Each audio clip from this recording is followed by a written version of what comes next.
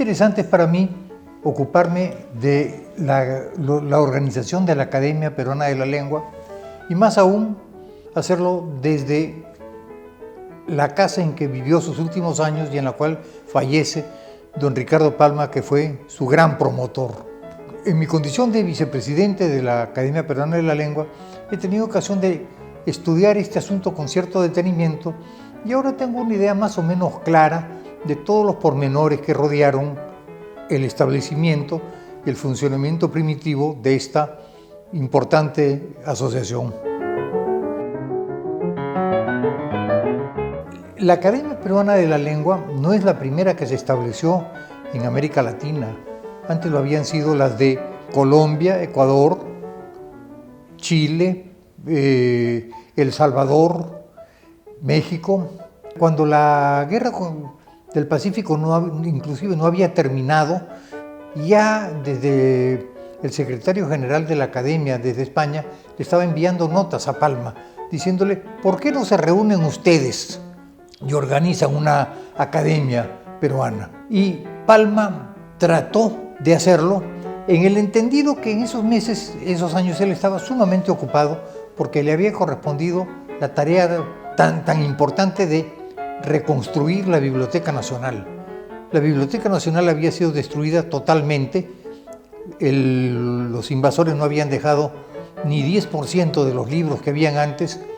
Cuando le pregunta él al ministro, si usted no me está dando recursos, no me está dando libros, si no me está dando local, y quiere que yo los pida a mis amigos, usted lo que quiere es que yo sea un bibliotecario mendigo.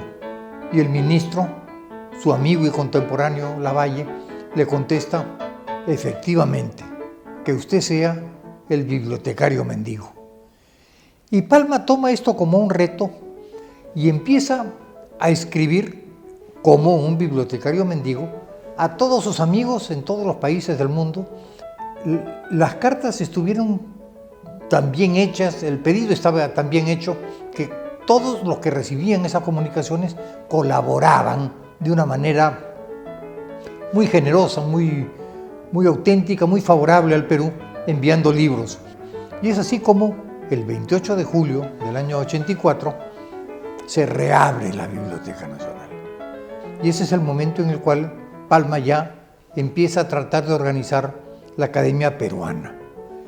Queda claro que ya en el año 1887, a principios de año, ya estaba este proyecto en marcha, que no iba a tener ese nombre, iba a ser Academia Correspondiente de la Española de la Lengua. Y empiezan a redactar los primeros estatutos, muy simples, muy sencillos.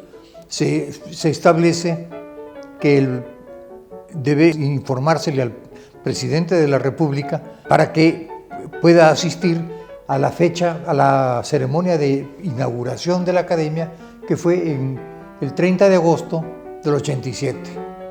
Y el presidente Cáceres asiste a esa ceremonia.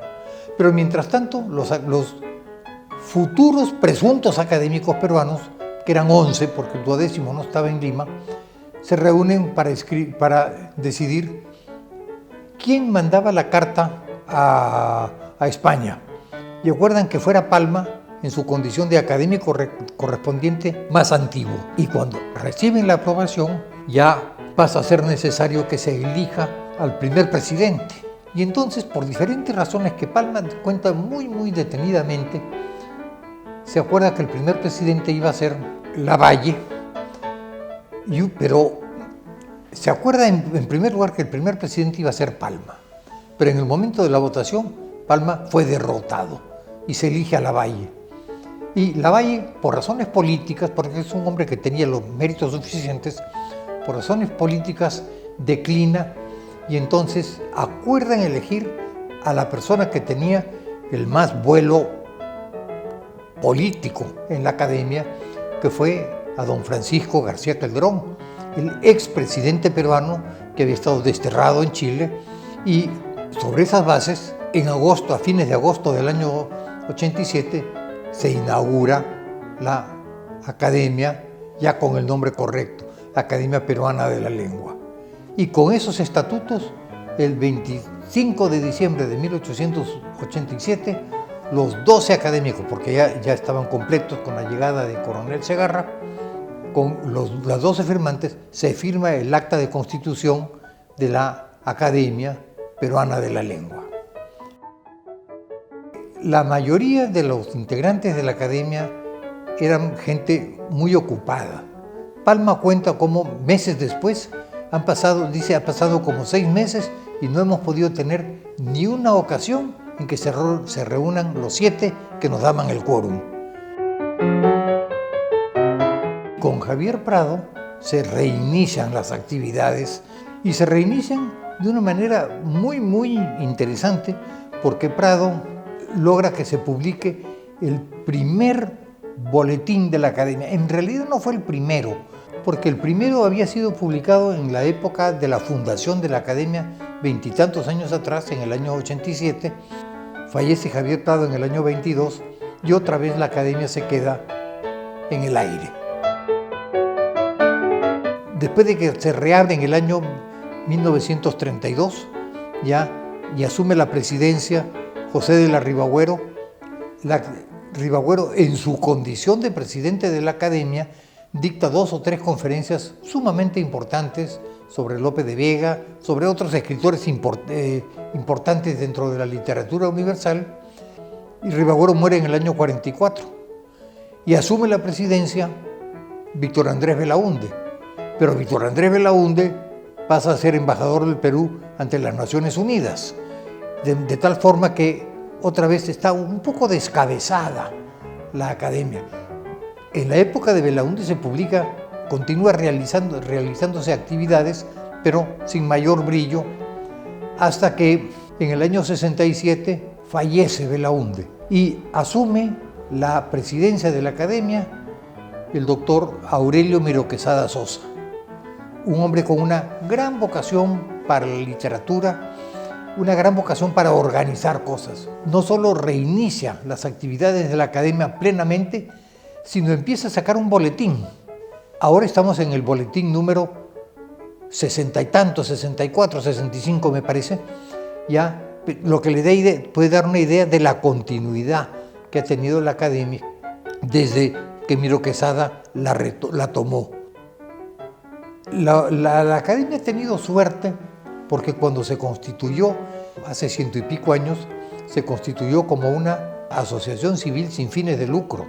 Entonces, como consecuencia de eso, ha sido una persona jurídica autónoma.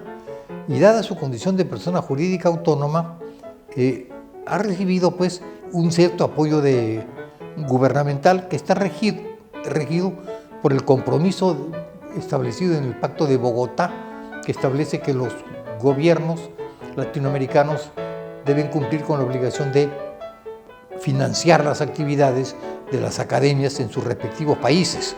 Entonces, se ha financiado de una manera muy, muy limitada, hasta que gracias a una actuación muy, muy encomiable de la doctora Marta Hildebrand en momentos en que ella era miembro del Congreso Nacional, se estableció una cantidad importante favorable destinada a la Academia, y es con esos recursos y la estabilidad monetaria que rige desde hace unos 25 años que la Academia ha logrado poder sobrevivir perfectamente.